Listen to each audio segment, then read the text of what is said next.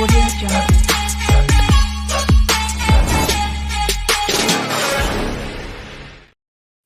right. Okay. I hope you guys like that intro music. That kind of gets me going. What's up, you guys? Welcome to the live video. We are about to get down and dirty, and I know it's 2024 as we're making this video, and I want you guys to start your year off right. I want you guys to get some good information on what tax overages are. You guys hear me talking about it a lot. You know, I teach a lot of things online. I teach people how to, start their online business, how to be good entrepreneurs, get themselves funded before they start opening and running a business, because I try to keep people from falling on their face. But hopefully in this video right here, you guys have a good understanding of why I love tax overages so much. I am a real estate investor. I invest in real estate. I buy homes that are off market. I buy homes that are about to be foreclosed on. I make money working tax overages, which are basically homes that have been foreclosed on, sold at an auction, and then there's an excess, right? Because people are bidding like eBay. So people are bidding on these homes. So there's an excess of the proceeds of the home. And guess what? The homeowner who was foreclosed on is owed that money. So talk about a nice little parting gift when they actually get the boot out of the house. But what I want to do is I want to go over some 101 stuff, things that you all should know. Because I see a lot of things online, and I understand that it can get confusing with all this information.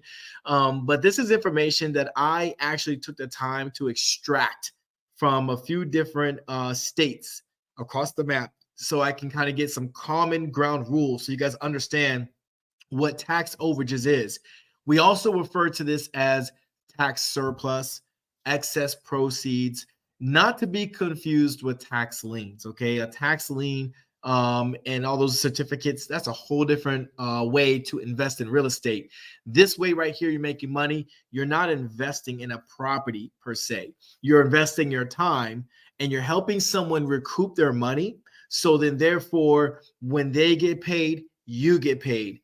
Most times you cannot charge anybody up front for this type of business unless the costs are directly associated with what you're trying to do. And that could be getting a mobile notary, right? If you're going to get a power of attorney, if it's required, you're going to get a power of attorney. You might charge that to your client either before the fact or after the fact. You can tack it to the bill. I do, so you can do different things to earn your cash, but you got to understand, this business, it does involve contracts. It does involve an agreement. And you also got to educate the person that you're working with so they understand why you're doing this at no cost up front. They understand, why am I owed money? I was the person who got kicked out of my house. You have to be able to explain it to them so they understand these things. And then lastly, explain to them how you're going to get paid. Some states will cut you a check and they'll mail you a check directly. Some states will allow you to receive the check, right? You can receive it on behalf of your client, and then you can take care of business with your client from that point.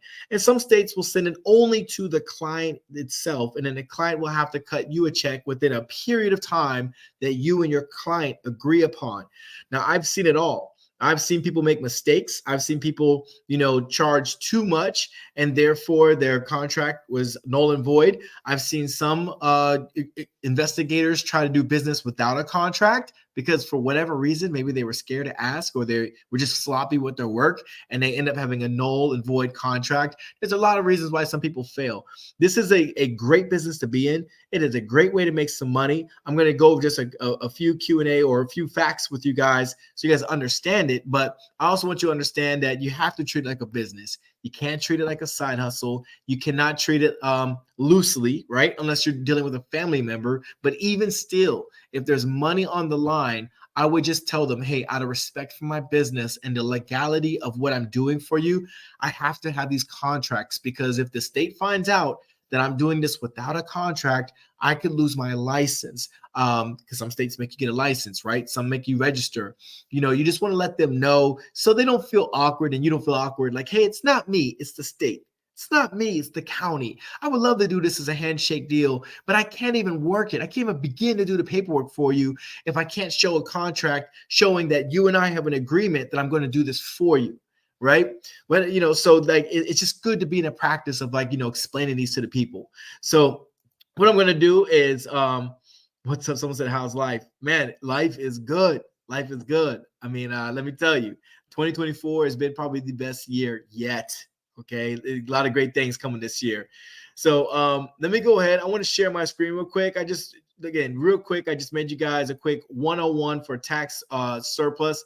So you guys understand, just understand like what you're getting yourself into and understand like how this is awesome.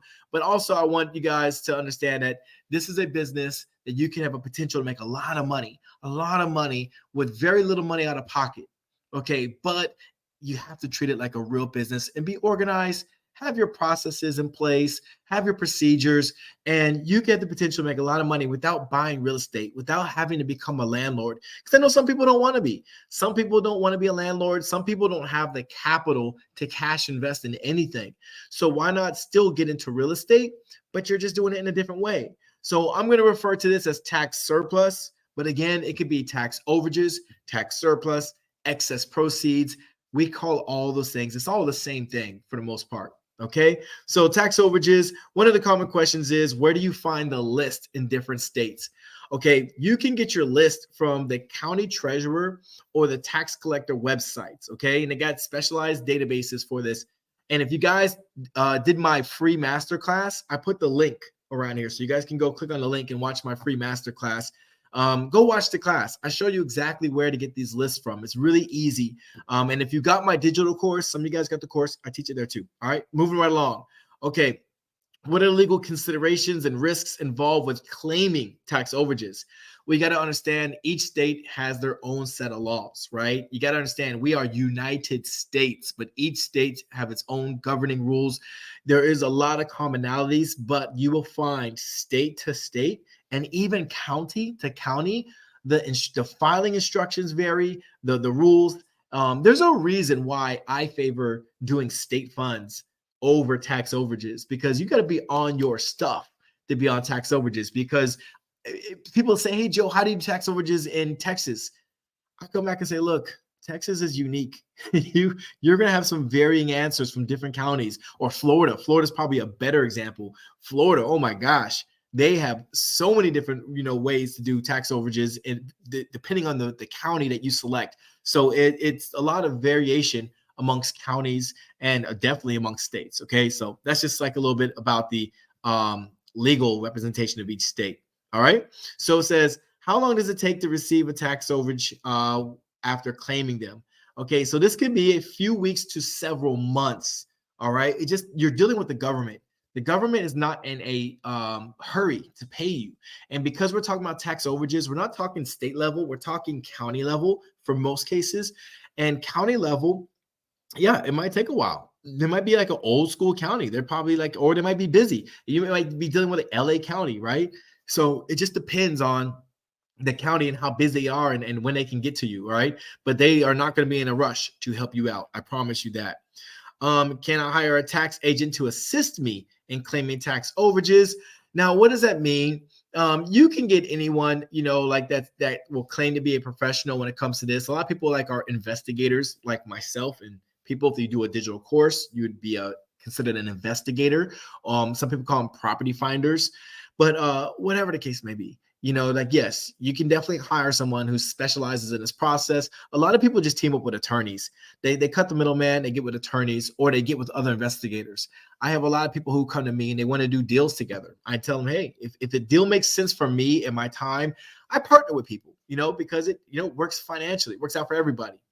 Are there any specialized training programs for tax overage sales? Yes, you will find several workshops and courses. When I first started, like no joke, I bought 4 programs. I spent nearly, I say 4 programs, 1 coach. I spent close to $10,000 of my own business funds learning how to do this, because I knew after all the research and hours of watching videos on how to do tax overages, I knew I was going to do well.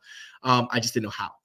So I had to learn the how, and not every digital course is equal. Just because a course has 200 videos, they have all these wild claims, a lot of it could be fluff.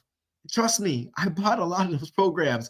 A lot of them have like a lot of just filler, just random videos or videos that they recorded and they just like randomly stuff them in their course.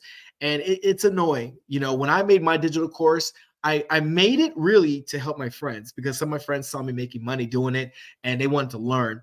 And I wanted to give them what I always wanted from a course because every course that I invested in, there was good. There was a lot of good. And there's some things I didn't like. So I wanted to design my course in a way that I would appreciate it. You know, I wanted to have a course that had support. I wanted to have a course that involved like a group. And if you ask questions in a group, there'd be someone there to answer your questions because you can watch all the videos you want. But if you got no one to like really ask questions to, it can make getting started very difficult. You'll eventually figure it out, but who wants to spend a lot of time trying to figure things out? Okay. So anyways, what's the differences between tax overages and tax liens? Well, tax overages, it just refers to the surplus funds after the property has been sold, like I told you guys, okay? Tax liens are just legal claims on a property for unpaid taxes. Sometimes, like I said earlier, people will buy these tax lien certificates and invest in them in hopes of getting the interest that you can gain on tax liens. So again, you're just purchasing the lien that, like, let's say the county has on a property. You're purchasing it in hopes that when the people do pay back, you get interest on top of whatever they owe. And that's totally cool. That's something that you guys can definitely do if you want to be an investor. For me, I actually enjoy doing the tax overages where it's after the fact so I can help people out. I'm not trying to put a lien on someone's home. I'm actually trying to help people recover funds that's owed to them that they didn't even know is owed to them. I'll tell you guys a quick story. I'll never forget. I helped this older woman. She had no clue that she had money owed to her. She lived on her own. Her husband passed away. She was like at rock bottom in her life, and she was older. And that's the worst case scenario. Nobody wants to be at an older age and be at rock bottom. You want to go through all that when you're younger, right? And by the time you're older, you learn things in life, and you're living a decent life. Well, she wasn't. So when I told her that she had over $80,000 that was owed to her, let me tell you, she broke down in tears on the phone and almost had me in tears. I wanted to cry and hug her, and especially when she got paid, like she was so happy and she sent me cards. She was just so excited. And that's what made me feel good about this business. I really appreciated that I could help someone change their life by simply just knowing how to do it. And sure, you guys can ask, oh, can somebody just do this on their own? Of course they could, but most people won't. Most people won't do it on their own. Like they're stressed out. They don't know what to do. They don't know what to search. They don't know what to do with the filing. It's hard. You're helping them and not charging them nothing up front. And then you have your agreement between the two of you all on what you're going to claim after the fact. And it makes a lot of people feel good about it. All right. Now, the question is, why do tax overages occur? Okay, well, they occur because, again, property sold at a tax sale and people bid over what's owed. Okay, so that's how they occur. All right. How are tax overages distributed? Well, typically, like it's held by the county or the state government. All right. And the owners, or if they have any heirs that's, owed to the claim, they can get it. But after a certain amount of time, the funds will be turned over to the county. So I recently called a county. It's Solano County, and I called them, and I highly advise you guys do this. Ask them, what's your redemption period? What happens to the funds if it's outside of the redemption period? Well, some counties will keep it for themselves. Like they make bank. They make bank off of these tax overage sales, right? These tax overages. Sometimes the counties have to give it to the state treasury or the comptroller's office, whatever. They send it up to the state, and the state disperses with whatever it decides to do. I know Florida, there was a particular county. They only held on to it for 3 months. I wish I can remember the name of that county, but I read in the filing instructions, and it said that it mentioned after 90 days, we send it to the state, and then you got to go through the state process. I was confused because I never saw that before. I'm like, what do you mean you sent to the state after 90 days? Like, that's it? That's the redemption period? But what they said was, in that particular county, we don't hold on to the funds that long. We just send it to the state. That's our policy. That's just what we do. We send it to the state, and the state handles it from there. They just let it go. So again, it's different counties have different rules within a specific state. And each state can vary amongst each other. So again, guys, tax surplus 101. You're going to find out why I like state funds. It's so much more black and white. There's a lot of gray area when it comes to tax surplus. But I will say this on a positive note, tax surplus, it does pay very well. It does. I'm not going to lie to you guys. It pays very well, and it's a very rewarding business to be in. Okay. Is there a time limit to claim tax overages? Yes. Each state and county has a specific period of time, like I mentioned. Do you need a lawyer to claim tax overages? It's not always necessary, guys. Lawyers can simplify it. Sometimes certain states will say a lawyer cannot claim more than $1,000. So if you're working on a $10,000 like payout, like you're going to get paid $10,000 or more, then maybe team up with an attorney. Maybe now you got a lawyer, and depending on how busy they are, they may have your back, they may not have your back, but like sometimes it's cool to have an attorney on your team and say, hey, I'm working on a deal. This is the percentage I'm going to get. This is how much I'm willing to pay you. Are you willing to help me out? Or you might say, hey, I'm willing to pay you $800 if I can have you for an advisor and help me with the filing, like whatever the case may be. But most states will say they cannot claim more than $1,000 or 25% of the claim, whichever's, the $1,000 is like the max for most states. Okay. So are there fees associated with claiming tax overages? Yes, some states and counties may charge a nominal fee for processing. All right. That just is what it is. How do I know if I have a tax overage to claim? Okay, so there's a website. I show this in all of my videos. I show this in my course.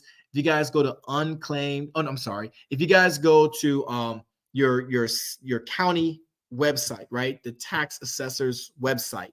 Type in like excess proceeds and your county, or type in tax overages and your county in Google. Okay.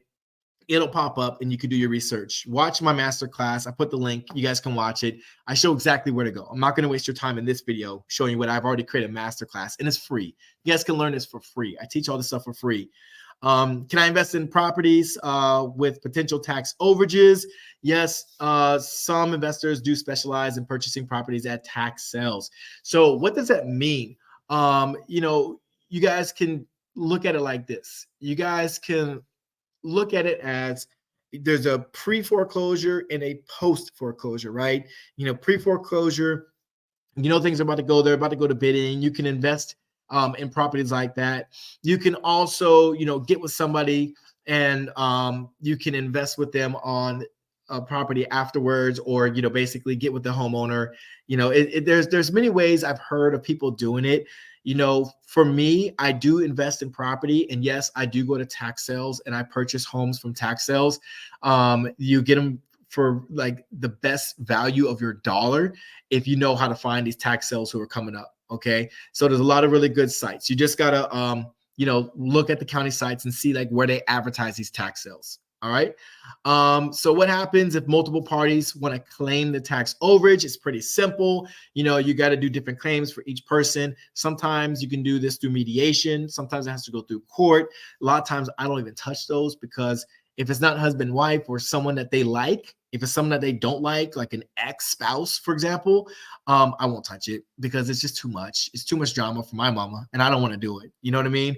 And then lastly, are tax overages a taxable income, not just for you, but for the person you're claiming? And the answer is a resounding yes. But I would also advise you to get with your tax professional just to find out.